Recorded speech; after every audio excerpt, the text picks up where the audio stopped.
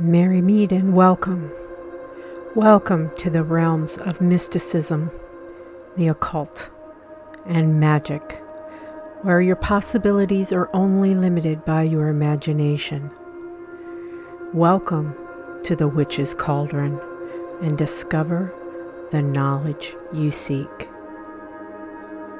Gather round the cauldron and even stay for a spell. Brightest blessings to you. Merry meet and welcome to the Witch's Cauldron. My name's Paula. Today's video is on your magic spells and why they may not have worked and what you can do to make your spells more successful. If this sounds like a video that you might like, be sure to give it a thumbs up. Subscribe to the channel, do all that kind of YouTube-y stuff, and now I can get into the video. So I get a lot of questions and have had some mishaps myself in the past 20 years. And a lot of people wonder why their spells don't work, okay? And then they just give up and go on, you know? And a lot of times it comes down to not knowing and doing the work that you need to do to get the spells to be successful. And number one on my list is stating your intent in a way that is not clear. For instance, you say, "Oh, bring me my soulmate, you know, somebody who understands me and this and that and the other and da da da da da." And then the next thing you know, a nice stray dog shows up on your doorstep. Guess what?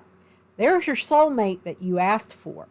It's of the four-legged persuasion and not of the two-legged persuasion, unless you ask the universe to send you a four-legged fur baby soulmate.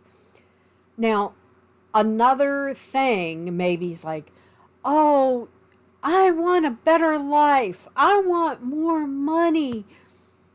You have to express your intention very succinctly. So this requires you to do the work.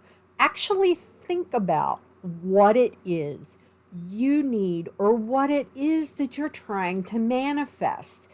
And, you know, for instance, I need more money. What's and then you wonder why you didn't hit the Powerball lottery for $2 billion, right? And where the real intent was, you know what? I need an extra $100 by the end of the week for, you know, X, Y, and Z. I need some grocery money. I got hit with a bill I didn't think I was going to get hit with. Whatever happened that caused that need for additional money, you didn't say how much you need, when you need it by, what you need it for, things of that nature. And then to put in a little caveat, and oh, by the way, nobody has to get hurt or die in the process of me getting more money. And I say that because if you ask the universe to send you $1,000 for new tires by Friday, and then the next morning you get the phone call that Great Aunt Tilly died, and in her will she left you $1,000. Did you intend to get the money by, you know, Great Aunt Tilly dying? Now, Great Aunt Tilly may have died anyway because she was in ill health or whatever, but if you stated your intent that I need $1,000 by Friday for tires, and Great Aunt Tilly passes away, would you feel like you caused Great Aunt Tilly to pass away? Now, that's probably, a very draconian kind of example, all right? Let's get back to the love scenario, okay? Send me my soulmate. And by the way, kids, Grandma Paula hates love spells, just so you know. And I'll be able to explain this a little bit more fully. But you want your soulmate, right? Number one, soulmates don't have to be human, because there are various incarnations along the line. And, I had a familiar named Sydney who was literally like part of my soul, okay? And he came to me right when I needed one the most, and the universe sent him to me to get me through an extremely difficult divorce, and he was like my sounding board, okay? And, so the universe sent me what I needed to deal with at the time, even though I didn't even ask for anything like that, because when I got divorced, I was not practicing Wicca or witchcraft at the time. So if you want that, perfect partner to come in, you have to sit down and make a list. I want my perfect partner to have these qualities. Like if you're tall and you don't like dating somebody shorter than you, you have to be, okay, number one rule, they got to be human. Number two should be whatever gender you want them to be. Number three should be like physical attributes. And number four should be how they interact with you. And you don't want them, 5,000 miles away. You want them in the same, basic area that you live in. You want that person to, have a good job, to be financially secure, to be able to, X, Y, Z.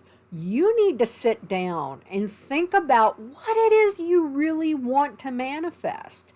The same way that you did with the money. I need X amount of dollars by X amount of time for X amount of purpose. Okay? So think about that. You need to express your intent fully. Okay? And if it means making a list of the attributes you want your perfect partner to have, you can make that list, light it on fire, let the smoke take it to the universe, and, help you manifest it that way. Next, asking for too much. That thing, I want to hit the Powerball for $2 billion when in actuality you only needed $100 to get you through till next week. That's asking for too much, okay? And not having... There are limitations on everything. And those limitations usually come from your own belief system, okay? And magic works best when you put the thought and are able to express what it is you are manifesting in a logical step-by-step way. It's a lot easier for you to imagine getting that $100 to get you through to next week than to really believe and imagine that you're going to hit that $2 billion, jackpot, right? Go back to the soulmate scenario.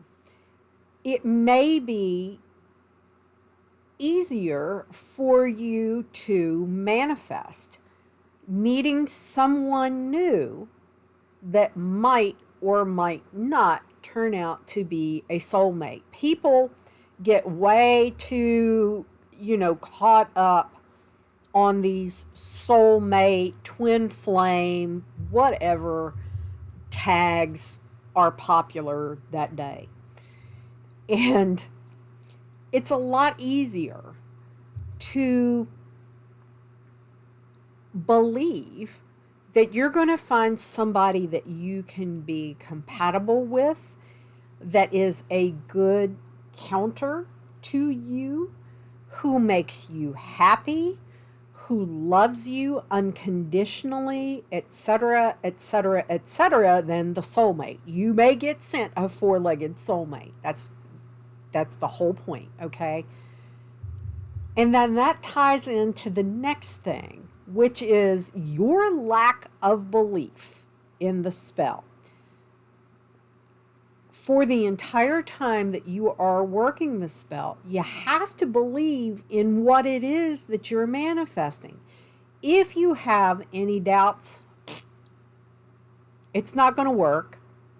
It's going to bring you a soulmate, okay? For instance, it may bring you a soulmate, but they're going to treat you like dirt. And you're going to be, a third party to an already existing relationship. And those of you who want your soulmate, be sure to include the fact that they're not attached to anybody else, because that just has all kinds of nasty, nasty schmut all over it. And, trust me when I know where I speak from.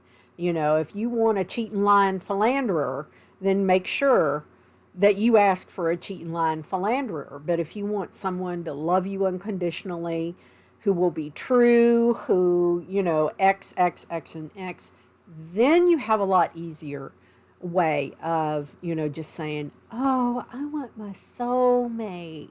No, it's not going to happen.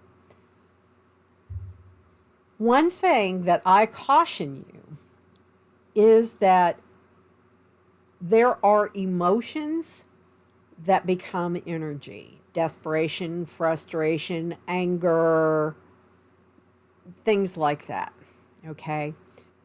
Let's say you want to manifest that you want to pay off X debt in X amount of time. Let's say a year. A year from now, I want to be able to pay off this credit card. Okay? So imagine what it will feel like for you to pay off that credit card. Okay? Imagine how good it will be. Imagine how good it will be to fall in love with someone who loves you back unconditionally, without strings. That list of perfect attributes that you listed out, right? You have to be able to harness that emotion, that feeling of love, to set your intent and then release it. All right. Now, word of caution. When you are in the red zone, angry over something, and you're like, I'm gonna curse that SOB from here to Timbuktu, that sometimes end up blowing right back on you, because that level of anger and frustration and whatever it is that you are feeling, that negative, those lower frequency kind of emotions, it can blow back on you.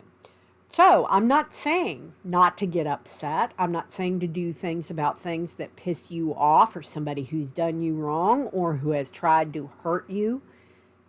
For instance,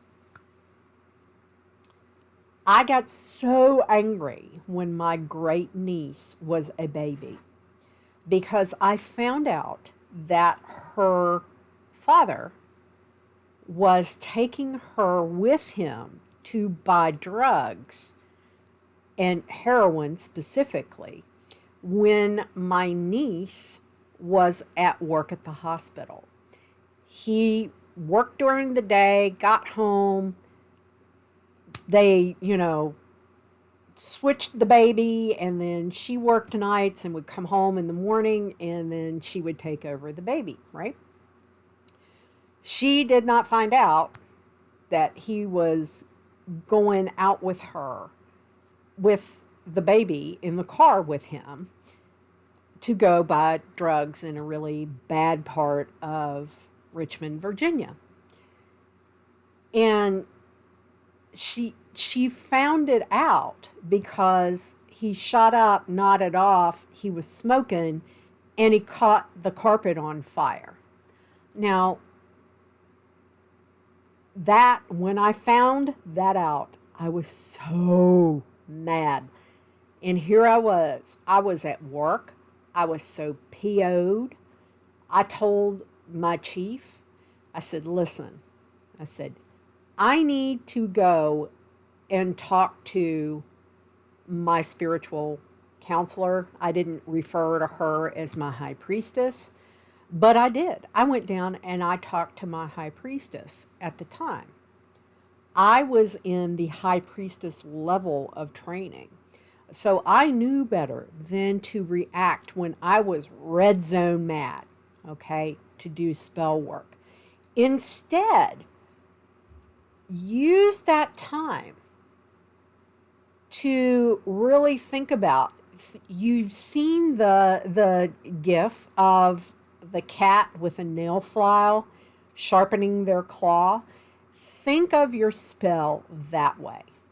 Rather than me flying off the handle, going down there and buying a bunch of crap from her, shop, although I did buy some supplies because I needed to lower the boom on him, I waited until I'd calmed down. And I poured that anger into writing the spell and the protection spell. And I knew I had to do that because it was, in essence, doing a blood pact. I wanted her to be protected, blood of my blood, bone of my bone, and I gave a drop of my own blood in offering to the goddess Kali to protect her, because she is the protectress of little children, and she will bring light to those who are abusive and put children in harm's way, and she also shines her bright light of justice down on them. It wasn't very long after that, after I did that spell, that her father was arrested. Within just a few months, he was arrested for drug charges like 5 times, and they were all driving under the influence. And the last one was out in the sticks, and that country judge just threw the book at him, and he got 2 years for his drug conviction. And he eventually, after he got out of jail, he couldn't stay clean, and he eventually ended up overdosing and passing away, and that was very tragic.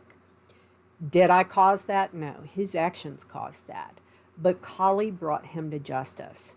That was the impetus that it took for my niece to divorce him while he was incarcerated and say, you know what? No, we're not doing this. And you're not coming around my daughter until you clean up. So just remember, be very thoughtful. Don't, if you're like really unstable emotionally, don't work magic. Another thing is to think about, don't work a lot of magic if you're sick. Okay? I do not work magic when I have migraines, if I'm under the weather or whatever, because my ability to shield is already lowered. And so it makes it a lot easier when you're not physically well for something to bounce back on you. People think that using the wrong ingredients is going to cause your spell to fail. Oh, well, I should have used moonstone instead of amethyst, whatever. Hockey, bull hockey. No. You develop your own correspondences, like the ones that I give you, correspondences and intents that I give you, can be a starting point. But after you start working with herbs and oils and gemstones and this and that and deities and whatever, you find they have their own unique energy and interpretation to you. And that comes through the experience of, number one, doing the work, right? So your book of shadows may start out with moonstone being X, Y, and Z, and your experience with that stone is something completely different. For instance, one of my go-to stones is chalcedony. And and with me, when I wear chalcedony, especially if it's paired with Larimar, my psychic abilities are amped up and my connection to the divine is amped up a lot. So usually when I'm doing ritual, I have moonstone on and I've got chalcedony and Larimar on. I've got special necklace I had made with chalcedony and Larimar in it. So you develop your own experiences working with ingredients. So, just because a book doesn't say that something, because Scott Cunningham didn't say that chalcedony does this, so it's not going to work, is pucky, because it's your ability to bond with whatever ingredient it is that you're using, and then your ability to focus, tap into energy, and then raise energy and release it out to the universe to manifest. Another one is trying to influence someone's will. This is where Paula's big problem with love spells come in. Because if you say, I, little Susie, want Johnny to love me and not marry that scumbag, blah, blah, blah, blah, blah. If they don't feel that attraction and that pull to you, it's going to cause heartbreak everywhere. And if you do, conjure, for lack of a better word, if your spell involves getting somebody to fall in love with you, getting little Johnny to fall in love with you, you're affecting his free will because he's with little Mary over there. And if you do bring him to you, is it going to last? No, it's not. Because the love didn't come from an organic place. You were affecting his free will to get him to come to you. So typically, that's why I hate love spells. You're affecting someone's will. You cannot bind someone from taking drugs. If they don't want to quit taking drugs, you doing a binding spell is not going to make them not be an addict. It's just not. It's just not. So don't waste your energy and the energy of the universe trying. Overthinking how you think the universe should bring what it is you're manifesting to you. Your job is to manifest the desired outcome. And especially, for a lot of Wiccans, they throw that caveat in and let it harm none in the process. Remember Great Aunt Tilly dying so that you could have the $1,000 for some tires for your car? That's what I add at the end so that it harms none in the process. And let the universe do its work the way that it sees fit, and not try to bend the universe to your will of how you think the outcome should be. Of how you think you should get to the outcome of what you are manifesting. Let the universe do the work. Don't be such a control freak. And I know some of you Virgos out there are going to try to control every freaking thing. And, in your list, and I want you to do it this way, and they need to be wearing a red shirt and pink pants so I know who they are. No, don't do that. You're just going to sabotage what you're wanting to manifest. And look, there is a reason why I spend my time doing astrological influences, and look at what the energies are in play at the time that your spell didn't work. A lot of witches will do all of this stuff, going all these things to write out their spells and put them in their book of shadows and all this. You know what they don't do? They don't follow up and say how the spell worked, how it didn't work, what ended up happening, blah, blah, blah. They don't take that next step. So, especially while you're in the learning phase and trying to figure out what works and what doesn't, be sure to document the results of your spells. I learned some spectacular lessons from spectacular failures over the years. And I learned a lot more from my failure than I did from my success. So don't think that you're going to not have to do the work, because it does. And here are some of the things to ask yourself in the process.